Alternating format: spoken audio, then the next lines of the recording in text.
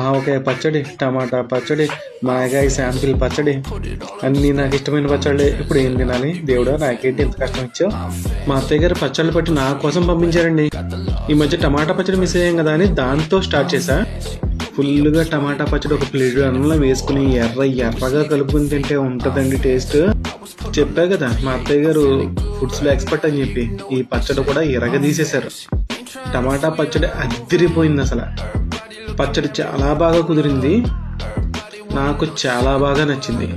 ముందు ఒక ప్లేట్ అలా పచ్చడితో ఫినిష్ చేసి మళ్ళీ పచ్చడి కలుపుకుని దాంట్లో టమాటా పప్పు వేసుకుని అలా టమాటా పప్పు ములగ్గా వేసుకోవాలి. శుభ్రంగా కలుపుకుని తింటే ఉందండి అసలు. టమాటా పప్పు విత్ టమాటా పచ్చడి ఎక్సలెంట్ టేస్ట్ అసలు, చాలా బాగుంది. మన ఆంధ్ర పచ్చళ్ళు నిజంగా వాటి టేస్ట్ ముందు ఏ పచ్చళ్ళు పనికిరావు. పచ్చడి చాలా బాగుంది విత్ పప్పు.